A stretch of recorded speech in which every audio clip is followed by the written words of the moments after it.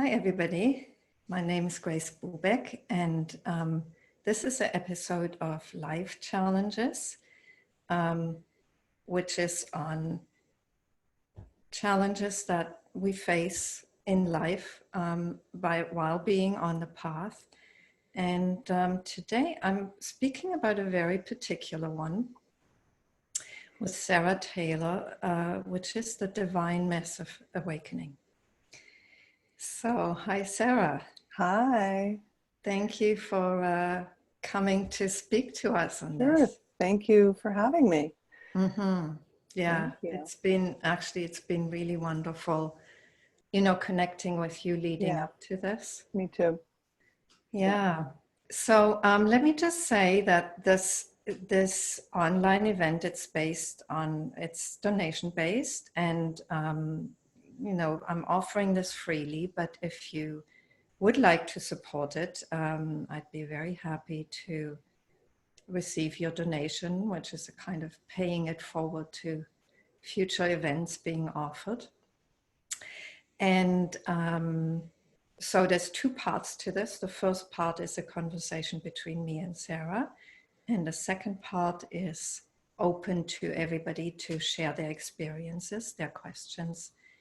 And we'll see how that goes. So let me introduce Sarah just for a moment. Highlight her. Okay, so Sarah is a now what do you call yourself? Spiritual mentor, spiritual and creative mentor, an actor, a writer, and stand-up comedian, which is a very unusual combination of talents and gifts. So so Sarah's had a series of very profound awakenings and speaks from great clarity and a very open heart, which I love sharing with you.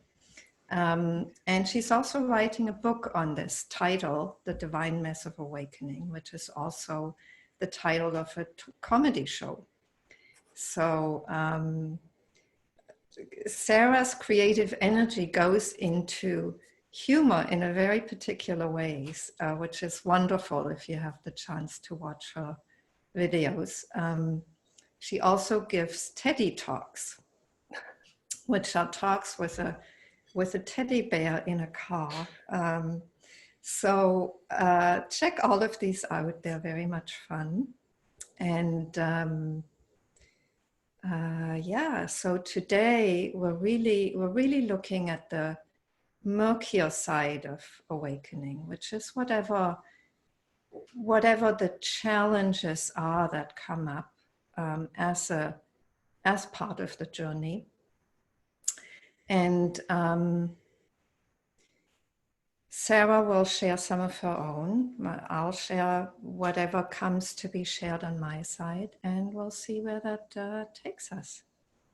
Cool. So Sarah, you were going to start us off. Okay. Go right ahead. Well, hello.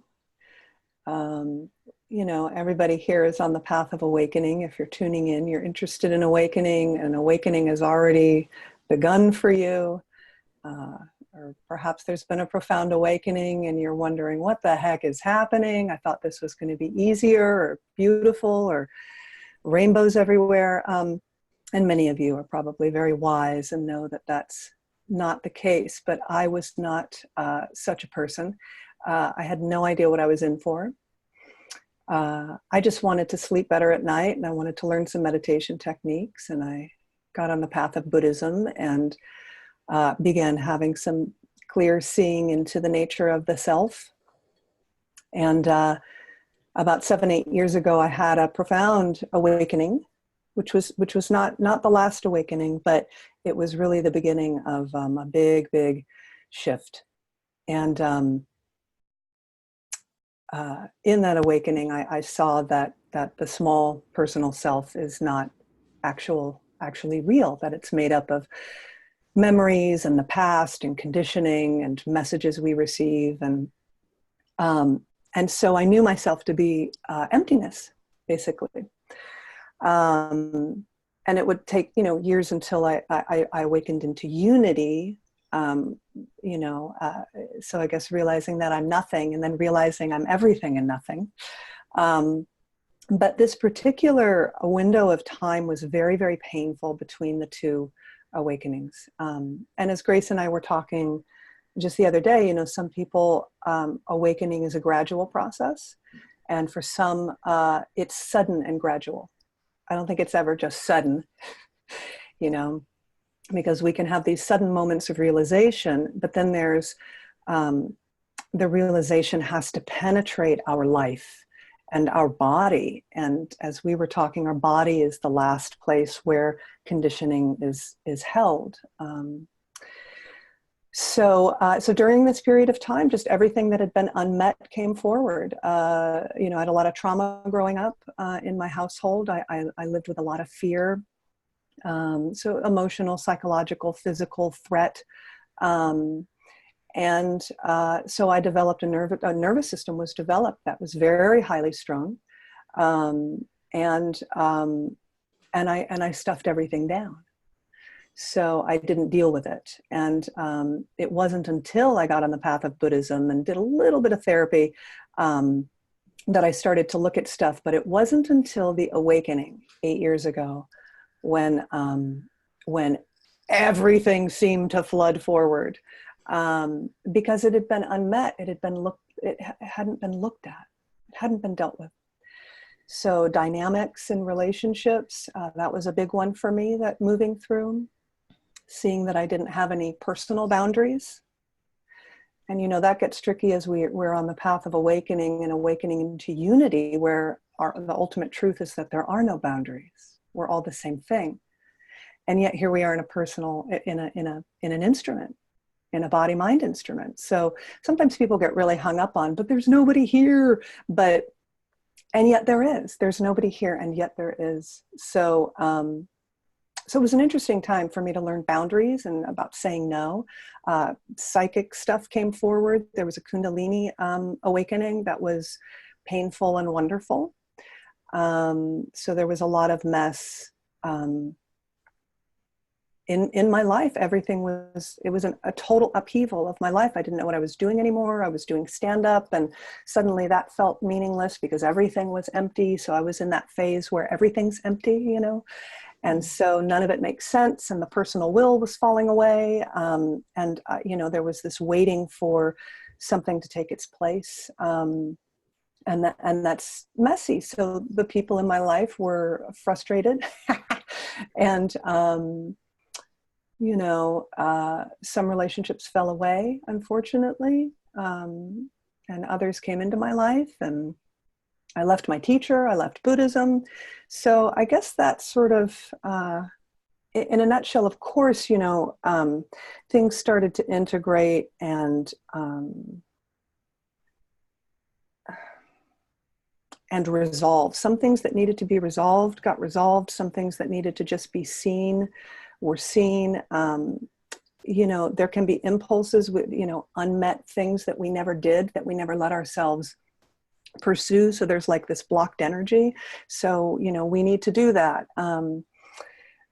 So there was a lot of this, these energies have to exhaust themselves out, the conditioning and thwarted impulses, creative impulses, whatever it might be.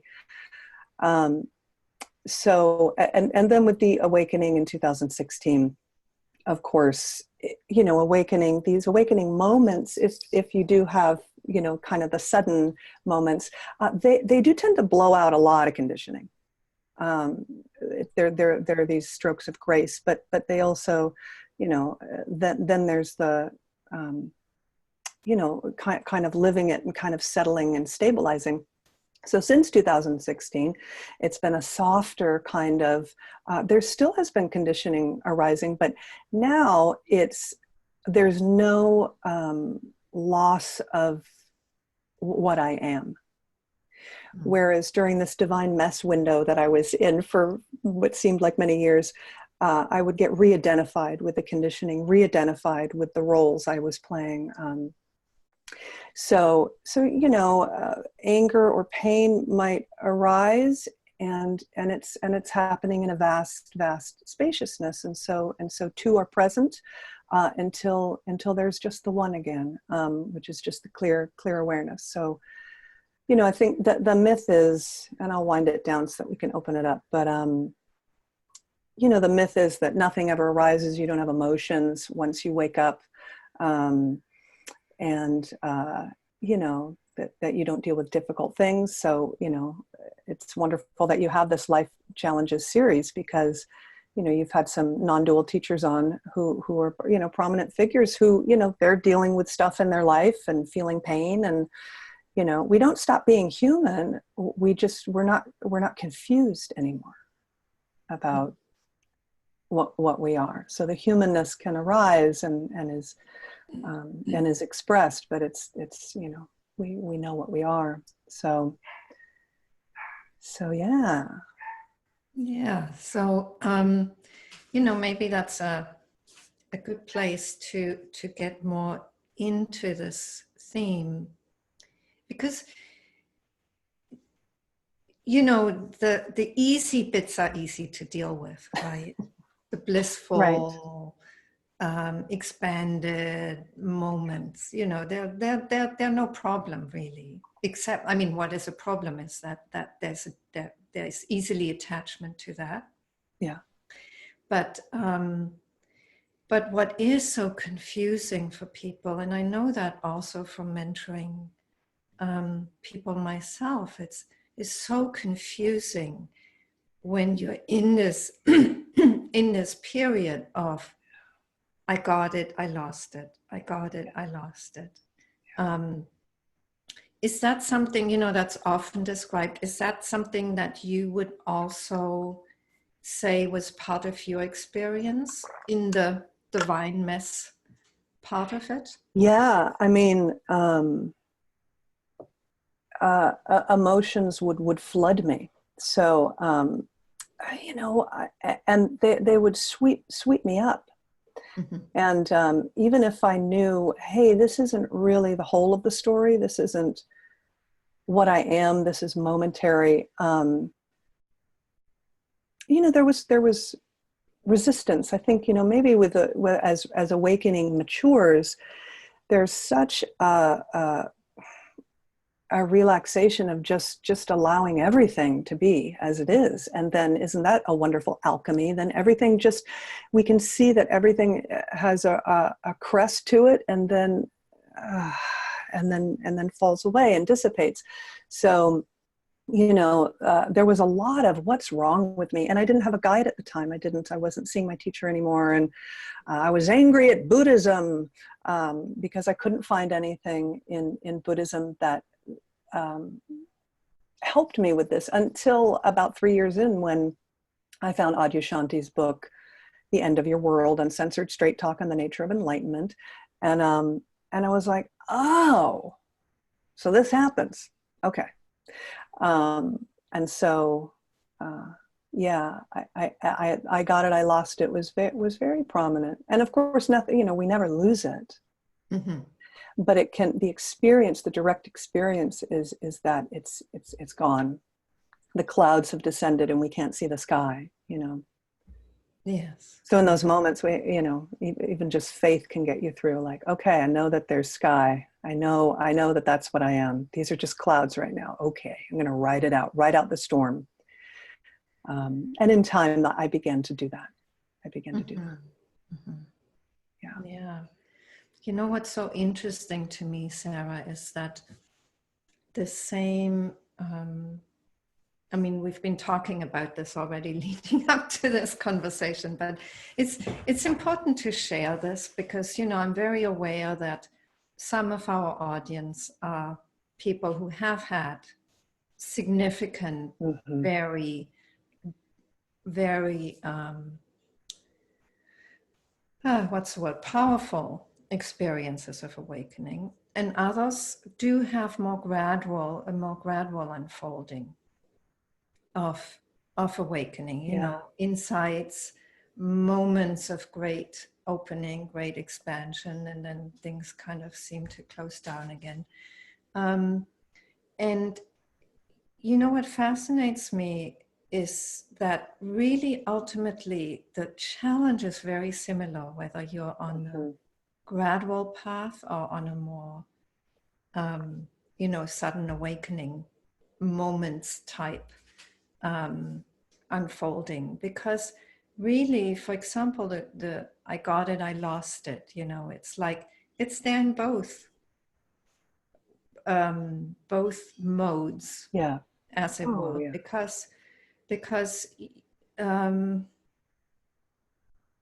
this learning that you say, the trust that even though it seems like we're totally immersed in an emotion and there's nothing enlightened about that, we know that, by experience, I mean, there's a just a learning from having gone through this enough times Enough to know times. that even if the clouds are totally obscuring the picture, the clarity is still there, the expansion is still there. It's just temporarily obscured, where it may seem, especially when awakening comes very suddenly and not even when you're part of the path. I imagine it's even more confusing because you haven't a clue what happened to you. Yeah. And people can cling to those experiences. I want to get that experience back. I want to get back to where I was, Mm-hmm. Yeah. And as we talked about yesterday, it's always gradual. The embodiment and the and the integration of the awakening, it is a gradual process because we're bodies. We're bodies in time and space, and so time actually helps us to embody the timeless. It's just funny how that works, and so it's always gradual. And the thing that I always like to remind students and mentoring clients is to feel into the space that might be around the emotion or might be around the belief or the thought that's coming up, that if you can just breathe into and kind of lean into this, there's a space around it. There's naturally a space around it. We might not be able to sense into it right away, but to just sense the space, and so it shifts the awareness to the reactivity to what's underneath it. It's just kind of a gentle way to sort of toggle the attention, and people sometimes get very surprised. They're like, oh, there it is. Never went anywhere. There it is. Oh, that spaciousness. Okay. And the emotion might still be arising. There might still be pain or grief or fear or whatever it might be, but there's this space around it. There's the spaciousness around it, What just strikes me is there's always a this and this, Yeah. There's like, because we are beings at, we are at the physical embodied level, and we're seemingly separate. And then we are the one. Mm-hmm. And the whole of the human experience is both, being the many and being the one. And being the one, being the divine individual, Yeah, so it's like the learning is really, and that's the embodying part of it. The learning is to develop, it's almost like develop the ability to know both at the same time. And that there's different metaphors. One is to kind of feel the spaciousness around the emotion. It may be to open the heart to the emotion. It may be to be witnessing the emotion. It's like different metaphors work for different people. But there always is like this, this remembrance of the one that comes in different shapes, that helps allow whatever seems to be threatening, seems to kind Mm-hmm. of, have taken over, to move Mm-hmm. through, to kind of like just come and go as it will. Yeah. Because at that human level, it will come and go, Yeah, I mean, I remember being surprised, having an experience years ago of being in contact, like uninterrupted contact with the spaciousness that I am, and crying about something, like being in grief about something. I was like, this is so strange. There's this two, but they're not two, and not, it's non-duality. What do we mean when we say non-duality anyway? Yeah. Um, we're not other than anything that arises. Yes. Yes. And that's so important to remember, because it is easy, especially for people who are new to the path, to make that division. It's like that's definitely divine and that's definitely the human mess. So we don't want that. It's like it's immediately it's like taken over and interpreted by the mind. Yeah. And then it becomes divisive. It's like then we're starting to separate things out. Yeah, and within that, I think also people can kind of, we can wallow, right? We can, if we're like, well, this is divine. I'm really angry right now, so I'm just going to be really angry the rest of the day. And when actually we're not viewing it from the eyes of the divine. We're not seeing it through non-dual awareness. We're actually in something dualistic again. So. Yeah, so this path really, there is a gradual, it's gradual, whether it's sudden, or gradual, it's always gradual. So it's it's been sudden and gradual for me. And I know from your path, it's been a gradual, soaking through of truth, Yeah. Yeah.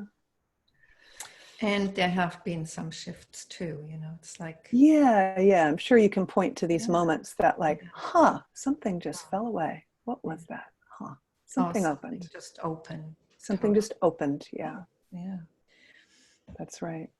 So it just seems like there is, the word that keeps coming to me right now is a maturing.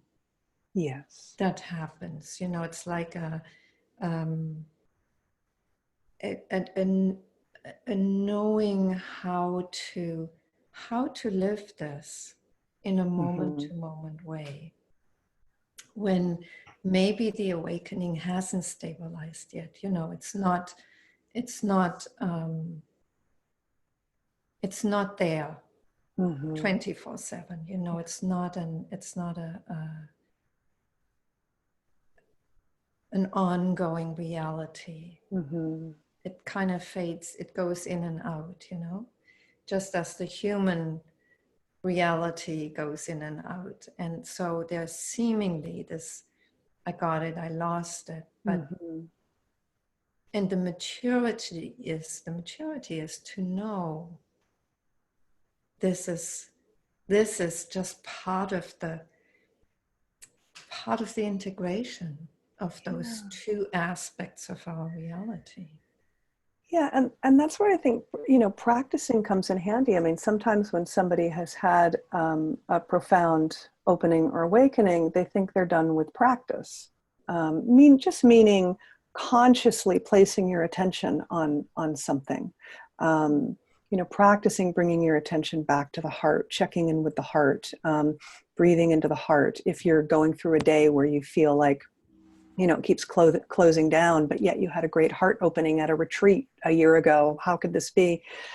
That's where practices come in handy. So it doesn't do us any good if we're in the divine mess of awakening to beat ourselves up thinking that we should be further along or we should be experiencing something different. This is what we are experiencing. So, we practice until it isn't even a practice. So, And I found that on my path that there were times, there were stretches that practice was needed. Like I had to consciously place my attention on awareness, on being the awareness, on knowing that I am the awareness. And then there were long stretches of time when like it's effortless and there's no, it's just naturally happening. And so that happens with maturation, is that then it is a flow, and there, you know, I don't want to say we never need practice, but you know, things flow at a certain point where you know, you might go months and months, and it's just spontaneously happening. It's just, so that's, you know, when an awakening really has been abiding, and so it's always right there. It's very you know, the awareness that you are the self with a capital S. You know, you can be in contact with it, and it's yeah, it's a practice until it's not. So I guess that's really just what I want to say, is that, so if you find yourself using old practices that you used at the beginning of your path or something, like, don't waste any mental energy going, what am I doing? I'm so beyond this. Because I found for me, meditation has been extremely helpful. And so mindfulness of breathing, just resting my attention on the breath at all stages of the awakening for me. There were times when I needed to go back to the basics, Zen mind, beginner mind, and just sit and meditate.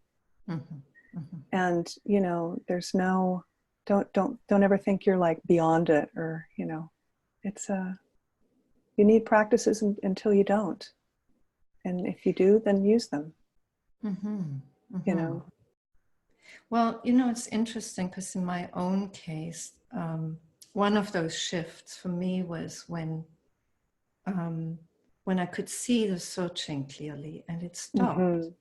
And at that point, my meditation practice basically just fell away. Yeah, sure, right. But then it, you know, it's like it fell away until I could see that it was still needed. Yeah. And it was less of a practice, I would say, and more of a choice. Yeah. You know, it's like, it wasn't that I was practicing to get somewhere. Right. It was that I knew, it was helpful for me to be in that spacious being every day, because, you know, because it was helpful to this nervous system and this human being and this heart to, you know, to feels have good. that time in the morning when I meditated. It was doing me good. Yeah, and I sit in the mornings. Yeah, I sit in the mornings. I mean, it's changed a lot through the years. I mean, a lot of it's open eye meditation, or just resting, just doing nothing.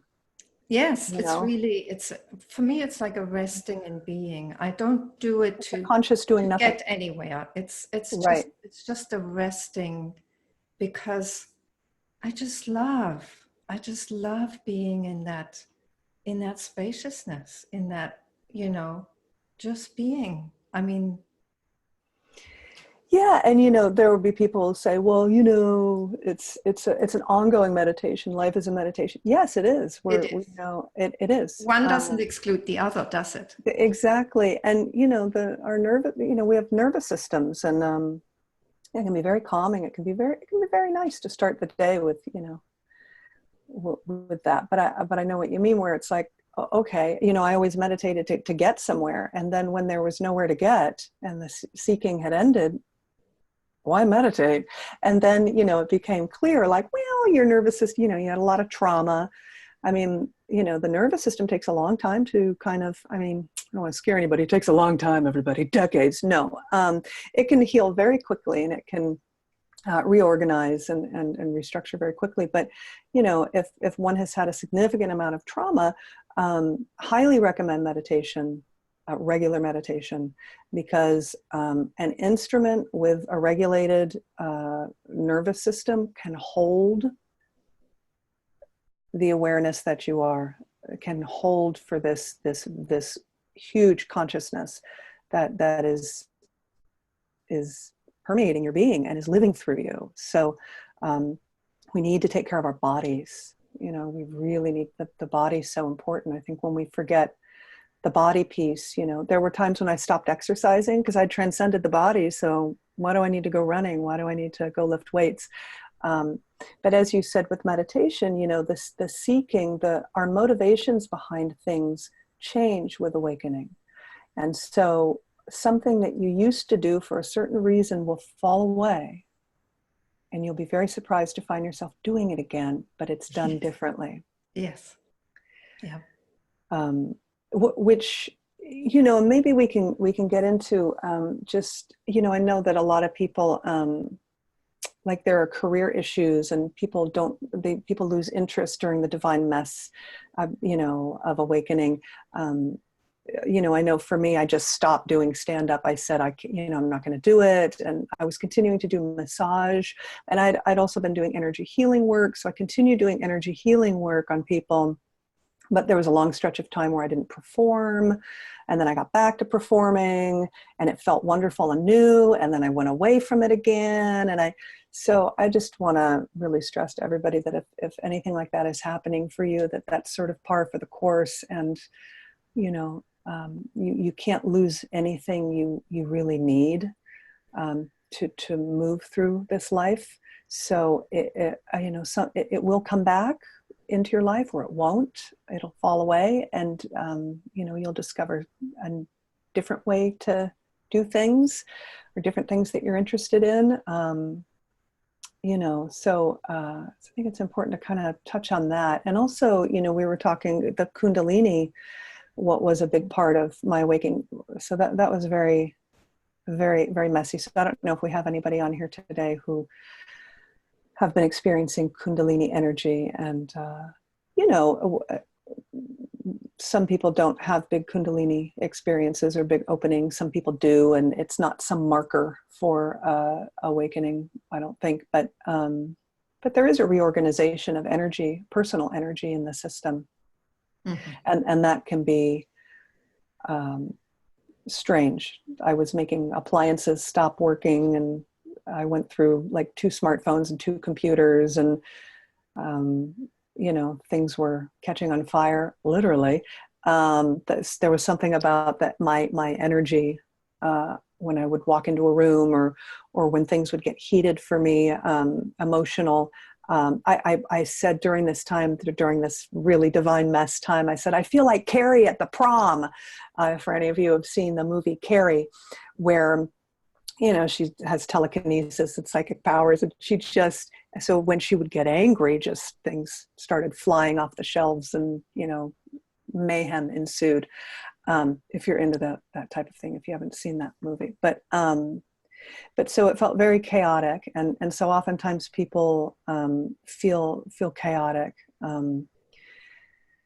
in their awakening journey when energies are present too. So I think, you know, there's a more general point, which is that it's not just an energetic chaos. It's a you know, what's underlying that feeling, I think, is just the sense of being out of control.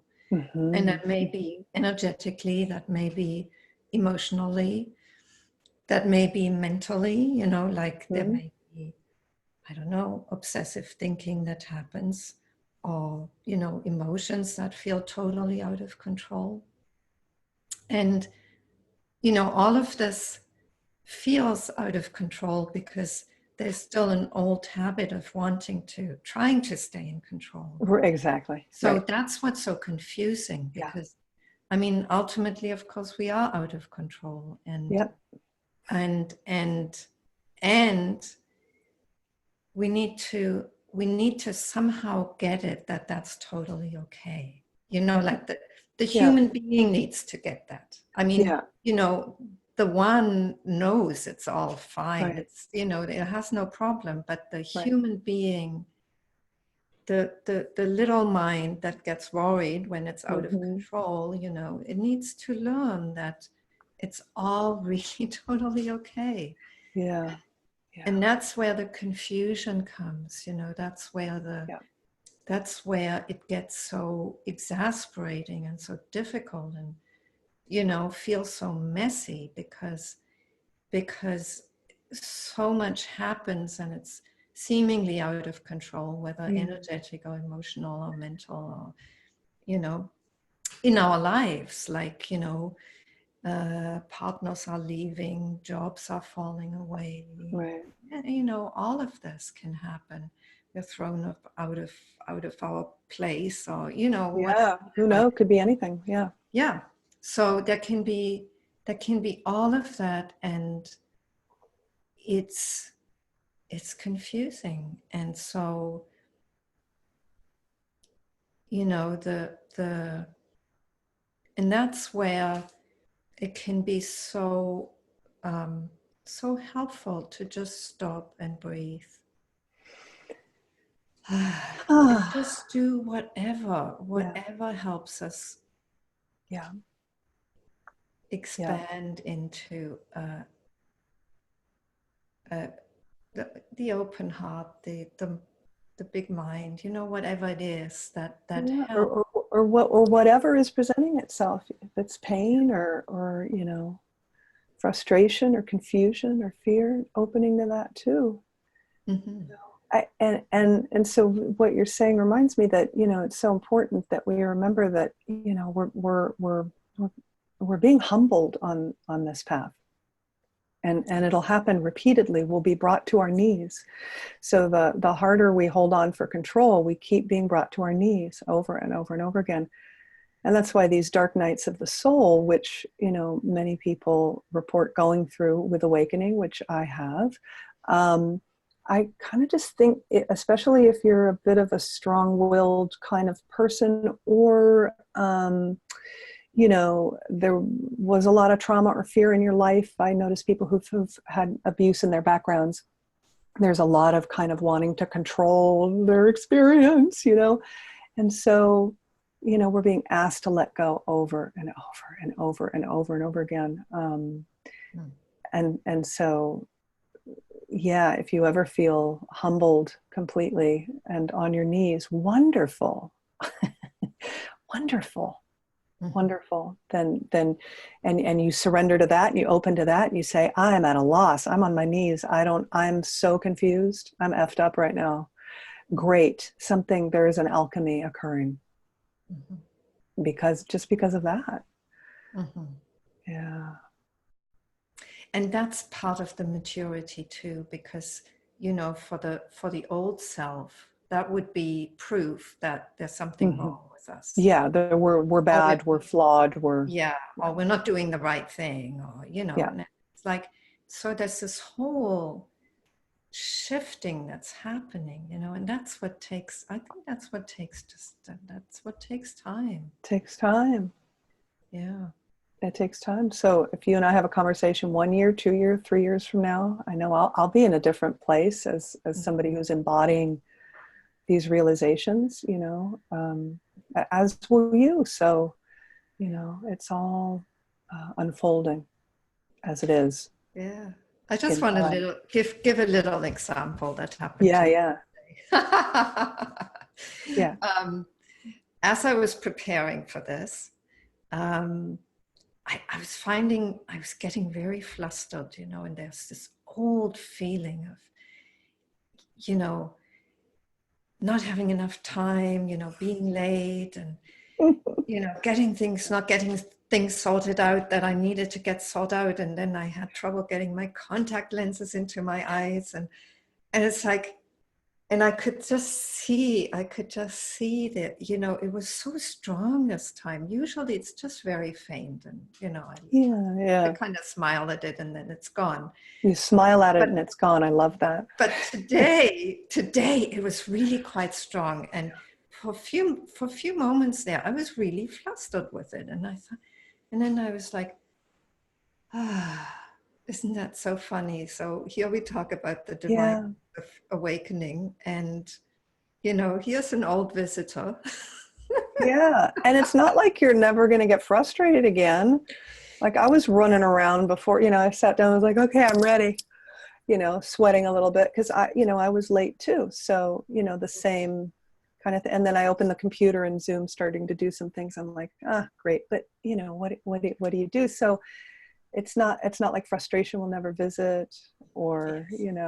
Yeah.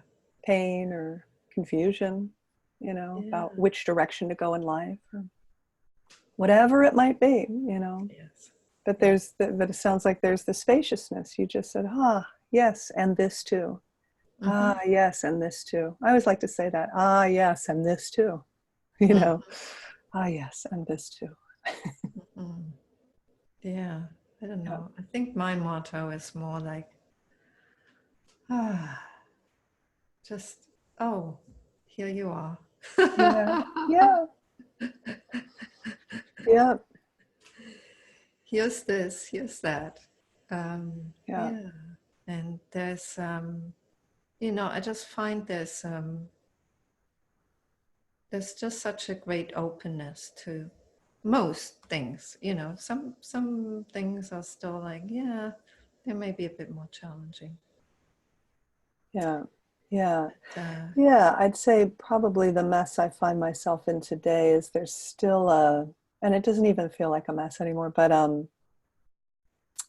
yeah, like you were saying, it just everything gets so much subtler and so much, it's like, oh yes, softer, right? it's softer. It's just, Yeah. oh yeah, this is what's happening right now.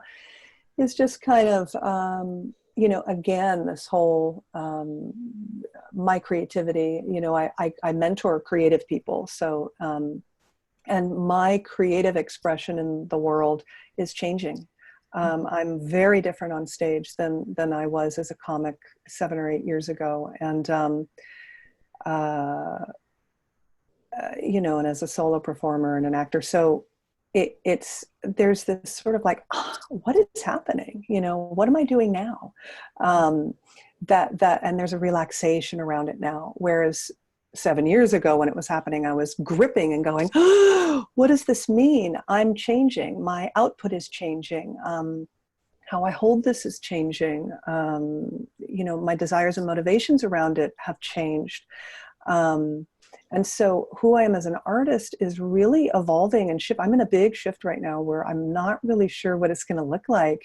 But I kind of feel excited because it's almost as if, like I did a show a couple of weeks ago where it just felt like the color had drained out of everything. And I'd gone through waves of this before. I mean, I've been, this is waves of where it feels like the color gets drained out of, and just to use this example of my creative expression as, let's say, a comic. And, I used to be a very nervous person, a very anxious person. So that was translated into my solo performance as a very high energy kind of, I was always, kind of like, woo, and very fast. And that was fun. And with the awakening in 2011, what started emerging was sort of a joy of, well, for a long time, I didn't want to do it at all. But then as the years went on, then that high energy continued in the form of kind of just this joy to be on stage talking about the human experience with a room full of people at a comedy club. Like, aren't we ridiculous? Like, that's basically what a comedian is always doing, just saying, aren't we humans ridiculous? Mm-hmm. And then that sort of got drained away, and I needed to take a break. I was on tour. I had a show called The Divine Mess Show, and I did it with 2 other wonderful comedians, Jackie and Sarah. And we took it on the road, and we went to yoga studios and metaphysical shops and Unitarian churches, and it got great response. But it was the summer after the awakening into unity, and everything in me said, "Stop!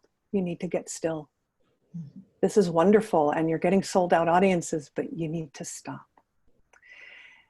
And so for the past 2 years, it's been interesting. The color continued. It's just sort of like something kind of draining away. And so kind of what I'm becoming now is a totally different performer than I was, long story short.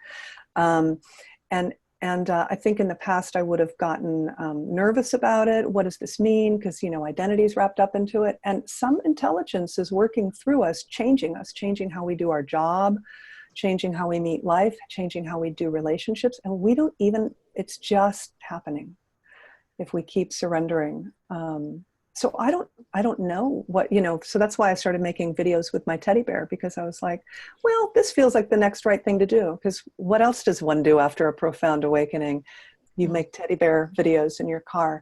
Right? I mean, it makes total sense. You know, you just keep following the next right impulse. And so I think that's really important. What feels like the next right step, you know, when we're in that place of change and shift, whether we feel like it's a mess or we feel like it's, you know, oh, okay, and this too, and we're pretty relaxed about it, we can always be just feeling into what is the next, you know, what is the next thing where awareness is going to, okay, I guess over here now, all right, I'm going down this path until I'm not, you know.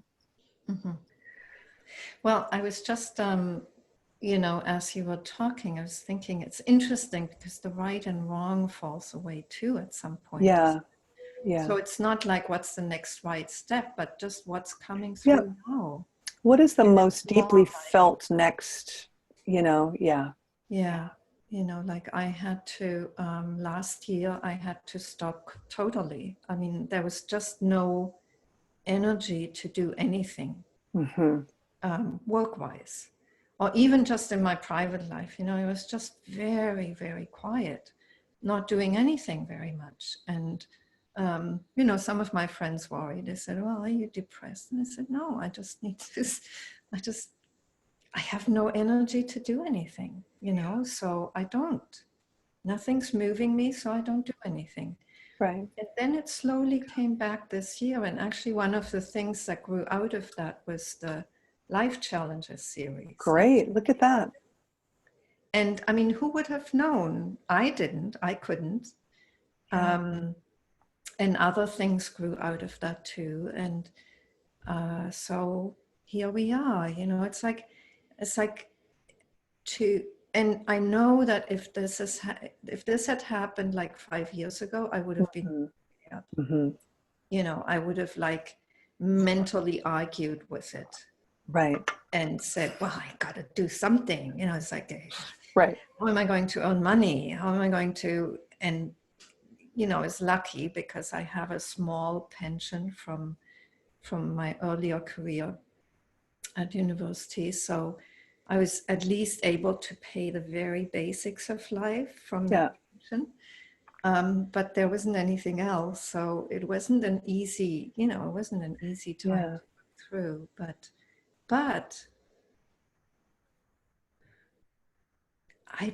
you know, I just find that there comes a time when you can no longer move from your head. You know, it's like there's got to be something that moves through in order for there to be movement kind of on the outside in the world. Right. And if nothing moves, then nothing can be done. That's right.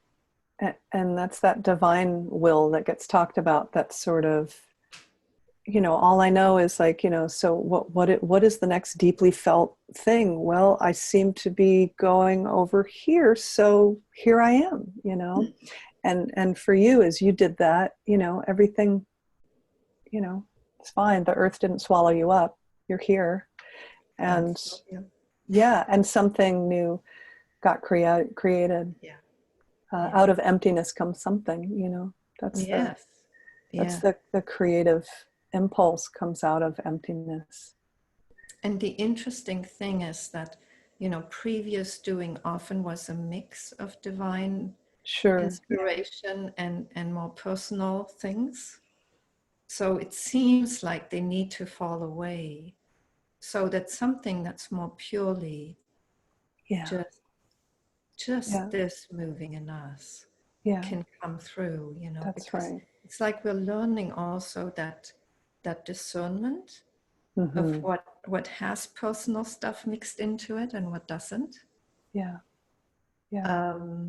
And that discernment can only be learned when when we're willing, ultimately, when we're willing to not move, if there's no Yeah, if we're willing to not moving move. us. Yeah. And I might add that if we find ourselves being moved by, really some sticky personal stuff and it's mixed in with divine stuff, I kind of say, well, go for that too, because I did a lot of that. And that's how certain things exhausted themselves out. And, because ultimately it's all divine will moving us anyway. But, yeah, like if somebody always wanted to do a blog about fashion or something because they felt like an ugly kid in high school, let's just say, just randomly picking things, great. Oh, is that coming from a wound? Yeah, maybe. You feel moved to do it? Do it. Because then something gets uncovered, I feel like the divine and divine will is always using our little personal bugaboos, our little personal stuff to get us to go deeper anyway. Yes, totally. Yeah. Is this a good moment to open things up, Sarah? I think so. Yeah, let's do it. Yeah. Okay. I'd love to hear from people. Let's see. So just to say, I'm going to go to gallery view and see whether anybody's waving at me, wanting Wave away. ask a question, or you can also click on the participants button and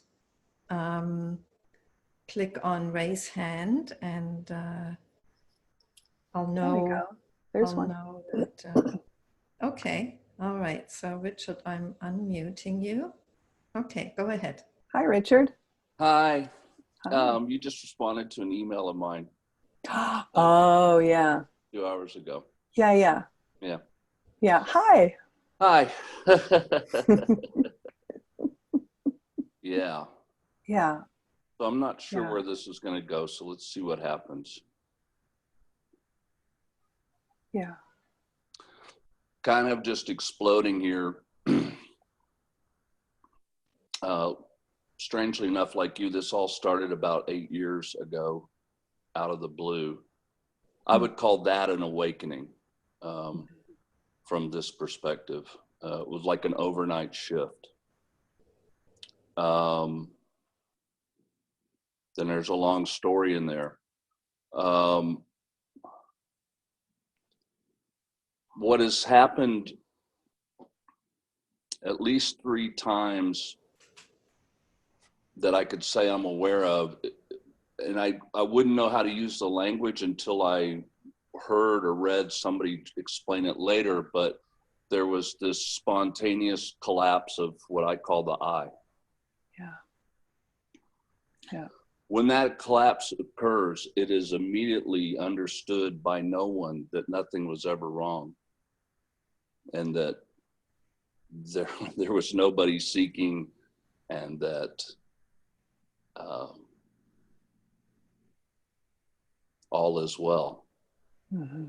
Whatever's taking place. Mm-hmm. Strangely enough and disconcerting enough, especially after the first time, because I thought I had done something to achieve that collapse of eyes. So when that meanness regathered itself after only a couple of weeks the first time, tons of energy spent going, what did I do? Was I sitting in a certain position? Did I say a certain prayer? Let's try to recreate that. And then great depression comes after that, at least for this body mind. When it happened again, it lasted for months. And when it happened a third time, it lasted for months. And then there was some recognition, and then life brought this in front of a couple of teachers that were talking about that. So it was understood, okay, this being, as I said in my email, might go on for a lifetime. Might collapse slowly, might collapse quickly. And so as I was sitting here listening to this conversation, one of the things that kept running through my mind, because it was kind of the anxiety that was really here this morning, that somehow I got Grace's email, which I've never subscribed to her before. that led to seeing you, and then emailing you, getting something back. Then something was like, okay, get involved in this. And then as I'm sitting here, I'm going, are you just looking for another place to land? You know, are you involved in this conversation so that you can, you know, have another place to stand? Because from the recognition here, that's all the meanness wants to do, is have some place to stand. Yeah. Some place to, whether it's pain or joy, it wants to say, this is mine. And this is where I'll be from here on out, right? And this is, yeah, because that was the wake up thing. I was actually I was asleep as asleep can be, having what I considered a good year, kind of drinking some scotch and smoking some weed and thinking, man, really, really good. And then this unexpected thought came and said, well, this is it. And what creeped in right behind that was, well, if this is it, if you're just going to repeat this over and over again. And then the next thought that happened was, well, I would just as soon die. And then I went to bed, and when I woke up the next morning, and next thing you know, I'm in the library picking up every Ram Dass and Adyashanti and Maharaj, and, you know. Mm-hmm. So, but it's recognized here some eight or 9 years later that meanness is just always wanting to land somewhere. Yeah. And that was, trying to make this as short as possible, that was what was kind of coming up as I was listening to you two talk, was like, are you just trying to find another place to land? Well, what if this is it? What if this is it? What if, just entertain this for a little bit. What if the me keeps trying to reassemble itself for the rest of your life? What do you do then? I have no answer for you. I mean, that could run as extreme as, well, my father committed suicide, and it's been revealed here that was done out of a deep contraction of the meanness and a want to escape that. Yeah. So it could run from that extreme to, what's the old saying? Chasing the donkey, you never catch him. Not chasing the donkey, you never catch him, which I refer to as practice. Right. Um, So pain. So there would continue to be pain if the me kept reassembling, right?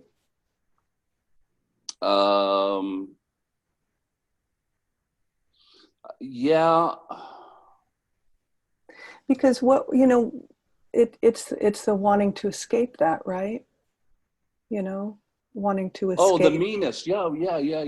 Absolutely. Yeah. Me is pushing or pulling. Absolutely. Yeah. Absolutely. But when it collapses, it's seen that none of that is true. None of that is real. So when pain can come, but it's not for anybody. Does that make sense? Right. And then when the me has sort of reassembled itself, the pain comes and it's really felt, right? Like it's really. Yeah, it's personalized. Yeah. There's a somebody in this body that's existing, and he's contracted, and he's got to get rid of it, or he's got to, yeah, absolutely. Right. So I mean, I would just, because this happened to me as well, it is okay. And this is what's happening today. I'm full of a lot of me, sometimes we're full of, can I swear? We're full of right? We're full of a lot of me. Yeah. Sometimes we're just full of a lot of me. And then that's the day you're having. Because what I'm hearing is that the pain comes from controlling and wanting the escape from it, wanting the escape from what is happening. Yeah. And these spontaneous moments of grace where there is where you're set free from it. Great. We can be more open to those moments if we just accept when we're not in those moments. You follow? Be where you're at. Don't, it's if you think you should be elsewhere, you know, that you got to get back to that experience of there not being a me and how expansive it felt and wonderful. That's still there underneath the collapsed kind of, or the recongealed me and the contraction. You know, what if this keeps happening just the rest of your life? You know, there's openings and then there's contractions. There's openings and there's contractions. Maybe the question can be, how can I live with that then? If there is going to be that and that and that constantly. That's a good question. And just feel into that, what that might feel like or be like. And practice it, you know?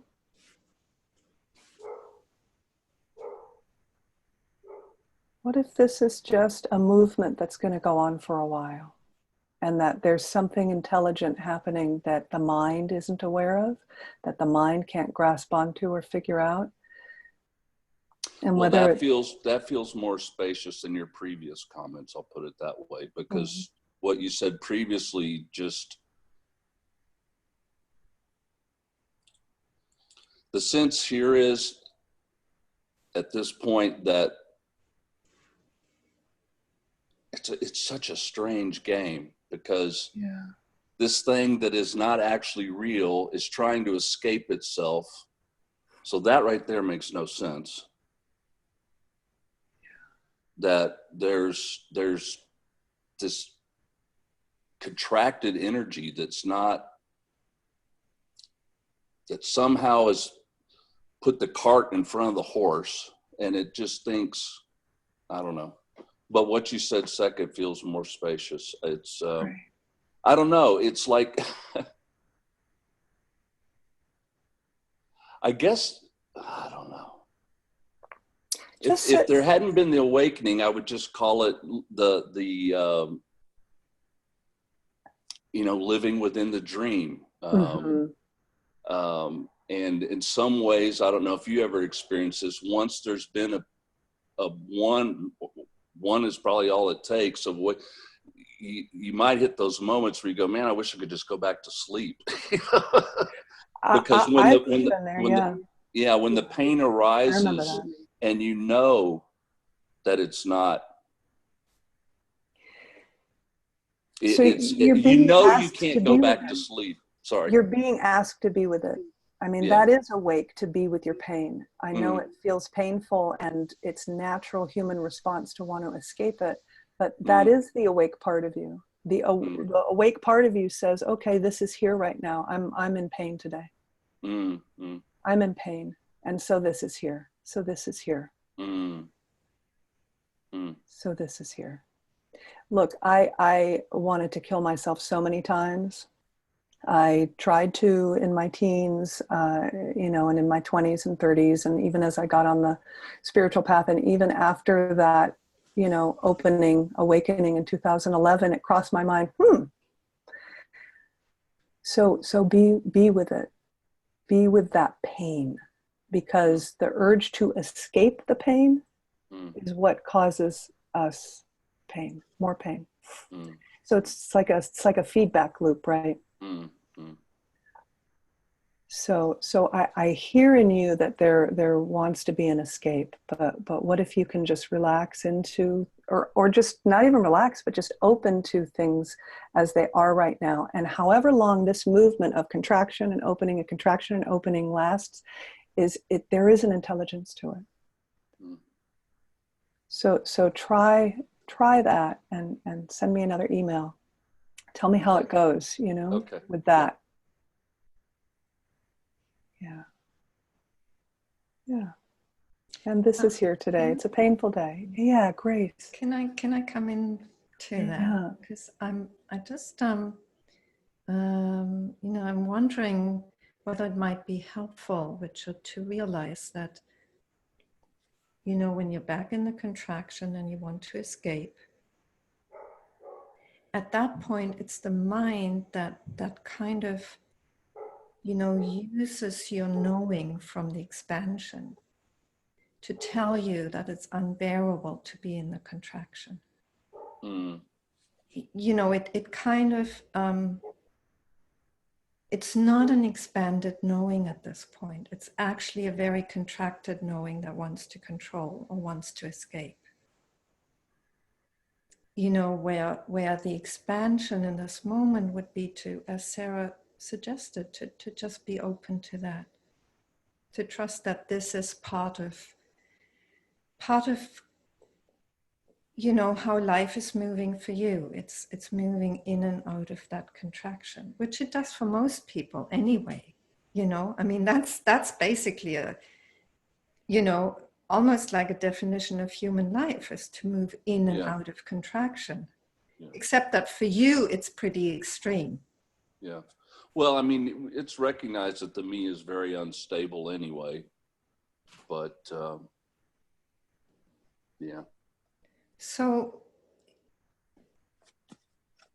you know, it's so interesting because your dad kind of just escaped from the little me, you know, from the suffering of it. And you, it's like you have you're given the perspective that can understand that contraction as much as the expansion. And so you don't have to go for the same choices, because, you know, there's something in you that just wants to bring truth to this and peace to this movement. And that's a generational healing, that feels like, you know, you're doing things differently by opening and bearing what the mind says is unbearable. You know, nobody ever died from feeling a feeling. I had a therapist once who told me that. She's right. So you know, to test that out and just see, okay, how can I open a little bit more to this pain right now? Can I open a little bit more to it? Can I just let it be here? You're in the fire. We've all had our feet held to the fire on this path. So this is your fire. Yeah, and I guess as this is going on, and I appreciate both of your comments. Yeah. Well, you've already said it, that this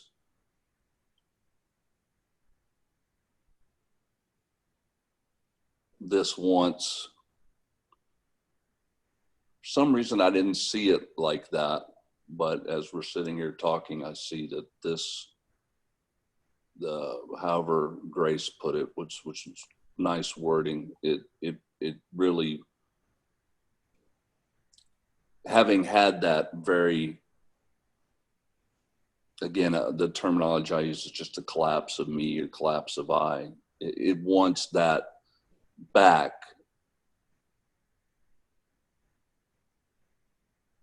But strangely enough, somehow in its wanting it back, it actually kind of seems to keep it. Yeah. So thank you. So yeah, you're going to be okay. So far. You know, so far, so good. My teacher Gangaji said to somebody at some point, actually somebody who was struggling with addiction, she said, you know, that may be the koan of your life. And somehow for you, it seems like this movement in and out seems to be the koan of your life. You know, and you just bow to that and you let it do what it needs to do. And you do your best. And you remember, like Sarah said, you know, that it's always possible to open to when it feels unbearable. Yeah, and who knows what the next year, 2 years, 10 years hold for you. Could have a completely different experience of opening and contracting. It could start to feel blissful almost, you know, that's not unheard of. So the part of you that says there's something wrong with this, Mm. you know, it is what's causing the suffering. So I'm glad we've been helpful in some way. So let me know how it goes. I will. Thank you. Yeah, thank you, Richard. That was, thank you for coming forward and sharing that with us. So let's see, is anybody else wanting to come in on the action? Nope, come in on the action. Yes, here you go. I've unmuted you, Deanna. Hi, Deanna. Hi. Oh, hi. A comment and then a question. This might be helpful for Richard too. I've found that when I'm dealing with a real core pain and I don't want to go there, when I do go there, some people say, oh, it's not as bad of a pain as the fear of the pain, but I actually find that it's worse, but only for a second. And the way that I have described it is it's like you're underwater, like you're dying, you can't breathe, but then all of a sudden you realize that you can breathe underwater. And so it's like this dying into something and then letting go. So that seems to be working for the big feelings, the ones that you don't want to go to. Great.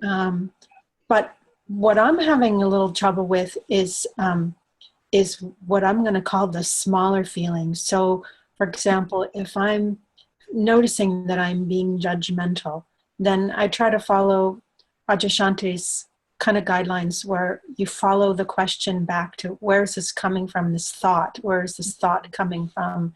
And it's a thought of separation. And there's a core wound. And I can figure the whole thing out intellectually, but it doesn't shift me out of that place. Even though when you follow these guidelines, it's supposed to shift you out, it doesn't, because it ends up just being too intellectual. And so, but it's not a strong enough, big enough feeling to have that big going in deeply and then being able to come out of it. So I'm trying to just sit with it. But what I've noticed is that it doesn't go away, and I'm kind of just sitting in this somewhat painful place all the time. And there is a witness, and it's not the same as being depressed before there was this separation, but at the same time, it's kind of not fun.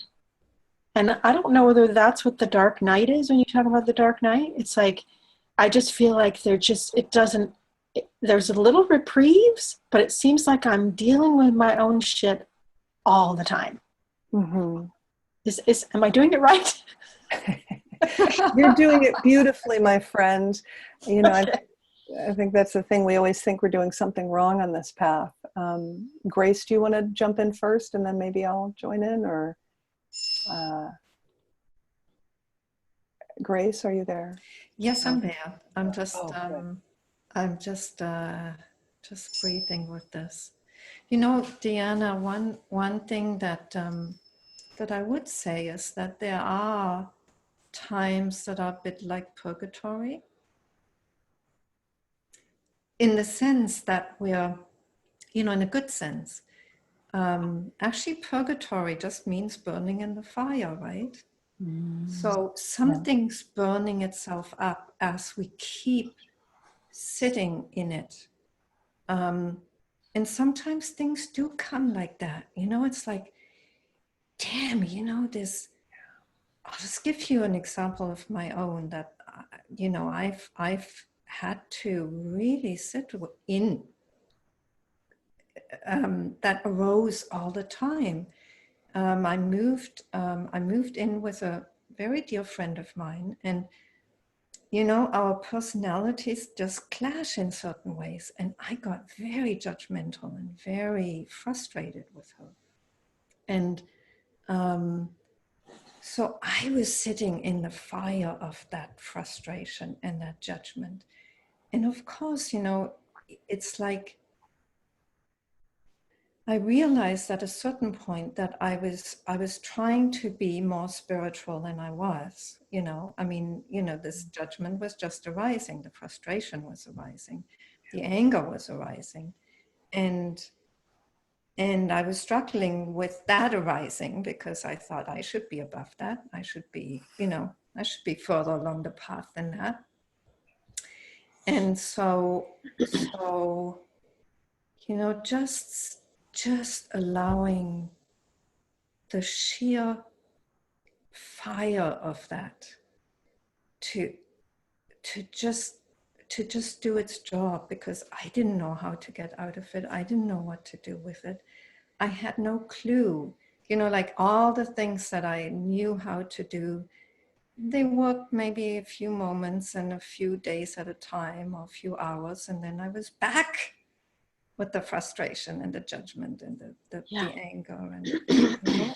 And it's like, well, over time, slowly I started seeing that I was still trying to, there were very old things that I felt I needed, you know, like I needed things to be a certain way in my home. I needed it to be peaceful. I needed it to be this way and that way. And it's like very old stuff that had just never come up because I had been living by myself for a long time, you know, so I didn't have to deal with anybody in my home space. And all of a sudden I had to. So there was just this willingness, you know, this willingness to be in the fire for however long it took, and to not know how to deal with that, and to not know what to, you know, how to respond. And eventually, you know, things just started, I guess they just burnt themselves out, you know. Some things go easily and other things just, Mm-hmm. you know, you just gotta, you just gotta allow the fire to do its work. And, you know, feeling relief from whatever it is that you're feeling isn't a sign necessarily. You know, experience is really not reliable of any kind of truth often. So, you know, just because we feel relief from what we've been feeling doesn't mean that, you know, there's healing or it's burnt itself out or there's been a dissolve or, you know, any number of things. So the feeling of relief from what it is we don't want to feel isn't necessarily what we're seeking on this path. Mm-hmm. Which, you know, when you hear that, it could be like, what? You know, there is a greater, more vast, more ultimate relief in seeing that even clutching at relief is, you know, we're you know, we can continue to hide and avoid. And so it's what you know, Grace said, it's to, you know, so maybe this judgment that came up for you or whatever, you know, to sit in the fires of feeling judgmental. And some alchemy really does happen when we just let things be. And then an insight might come, or then maybe you can do the questioning. You know, what does this come from? Who is this that is judging right now? Who? And then, you know, there might be an insight about, you know, the first time you judged someone and you're 6 years old and you're standing on the playground and, oh, I've never thought of that before. That's never come up. But this what Grace is talking about, what we're talking about is that, yeah, that a lot, that this belongs to, and whether you feel relief or feel expanded and blissful, they're not necessarily indications that something is cooking, you know? Yeah. Actually, that feels really important, Sarah, you know, because beyond, you know, the contraction and the relief, you know, which in itself is a duality, right? And it's always, Yeah. you know, there's always a searching when we're kind of, you know, in pain or suffering or burning or Yeah. whatever it is. Yeah. You know, there's a search for relief. And that keeps us in the duality. It keeps us caught Yes. in that pattern. Whereas when there is a willingness to really just and a peace in just not being well, just not knowing how to, just Yeah. this being the mess it is. Yeah. Then, something will give somehow, something will shift. And it might not look or feel the way we think it might, Mm. Is that helpful? Yeah, the part about being able to be in the feeling and sit with it and then do the inquiry, so would I be just saying, I don't know that I can do that at the same time. You know what I mean? Like when you're actually feeling it physiologically, like you're just feeling that pain. In some respects, I feel like in that moment I am that pain, even though there's a witness. I'm not sure. So maybe that's not the time to do the inquiry. Maybe just to sitting with it and just being with it. And if the impulse to do inquiry arises, great. If it doesn't, it doesn't, and something different might arise. Yeah. To be a little more intuitive with it. It's all these pieces of us, all this conditioning that arises and gets so loud after any type of awakening. I always see them as little children who are throwing tantrums. And so what if we just give them a lot of love? And what is love but just an openness, just an acceptance and yes, you're here. Okay. That sounds good, because I feel like even as we're talking, the wanting to do the self-inquiry is wanting to change it, to have it be different than the way it is. Yeah. So instead of just being okay with the way it is, even though it's, messy and ugly or whatever, but not feeling that, oh, I have the formula to change this. Now let's... Yeah. And certain approaches are appropriate for certain times on the path, which doesn't mean there's something hierarchical or anything. It's just like, oh, now is a time for me to just sit with this. Oh, now this feels intuitively like, oh, this is an inquiry moment. Okay. Okay. Yes, and trusting the inner intelligence that's running through you. But there's something very intelligent that's running through all of us, with our path. Actually, I also would just like to add to this, Diana, that it's so easy for the small self, for the mind, to co-opt inquiry, even, as a way of getting rid of stuff. As a way of getting rid of Totally unpleasant, uncomfortable feelings or situations or whatever, So, and there's an intelligence that knows when you're doing it for your own small purposes, or when you're genuinely interested in what is happening here. Yeah. And who's feeling this? What is actually here? That's true inquiry. But if you're doing inquiry in order to get rid of a feeling, it's not going to happen. It's not going to work, because it's not there for that. And Grace, as you talk, I'm reminded of just kind of an inquiry that just, I'd say the past 3 or 4 years, that just seems to be it for me, is what is the truth of this moment? And just opening to that. What is the truth of this moment? So if you want truth more than anything, relief, feeling expanded, feeling blissful, feeling calm, none of that matters. What is the truth of this moment? And to just feel into that. And that's really what Grace is talking about, and what you're talking about now, Diana, with just what is the truth of this? And sometimes inquiry takes us there. Sometimes just sitting in the fire does it. Sometimes, calming our nervous system, if we have some nervous system tools to, stimulate our vagus nerve so that it calms, our system. But what is the truth of this moment? And this moment will tell us what's called for. Thank you. And maybe there's something to understand about the truth of this moment. So Yeah. Thank you. sure, you're so welcome. Thank you. Oh, thank you, Diana. That was, you know, my sense is you're speaking for a lot of people by asking this. So thank you. And you know, like Sarah was saying earlier, there's such humility. You know, we're being humbled in so many ways.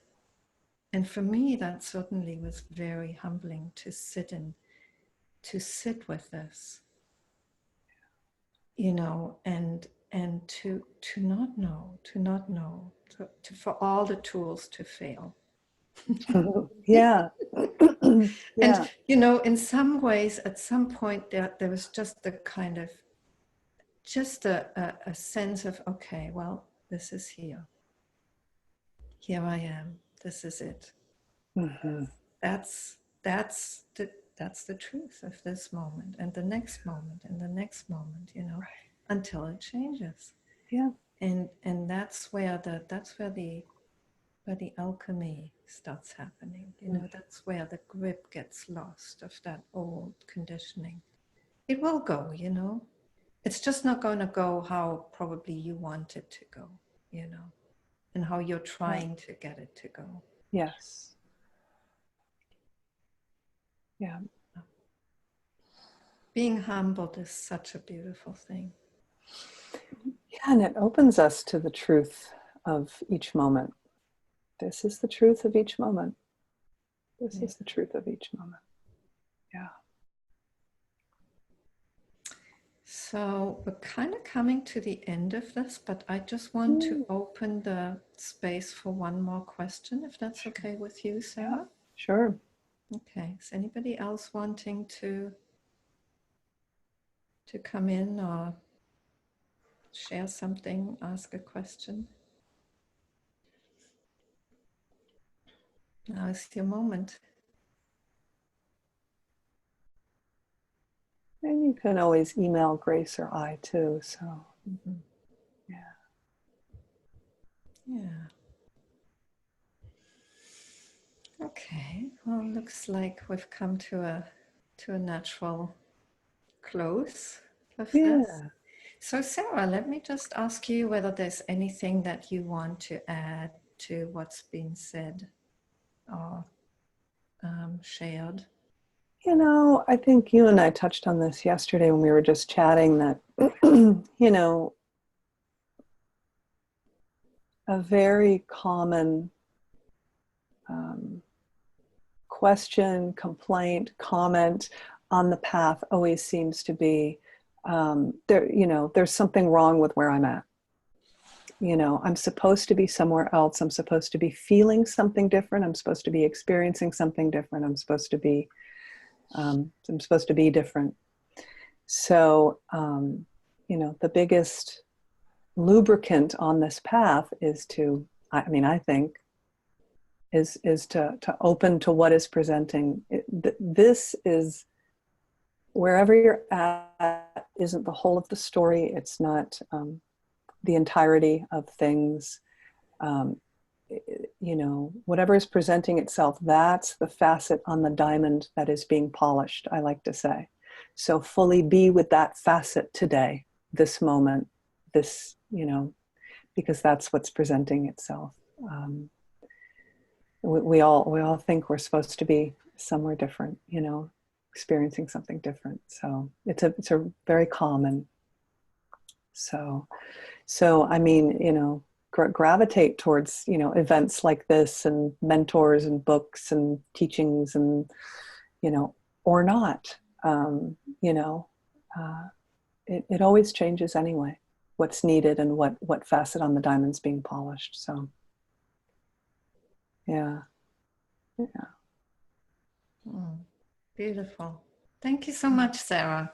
Thank you so much. Just lovely. And you know, maybe we could do something like that again next year and see where we both are. And yeah, that'd be fun.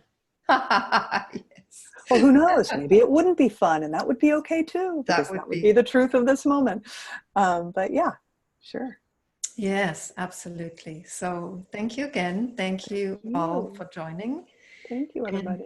just to let you know, if you're watching the video, this is you find more events on www.living-from-love.com, and your donations are greatly appreciated. And the next event is going to be a book conversation with Dorothy Hunt in 2 weeks' time.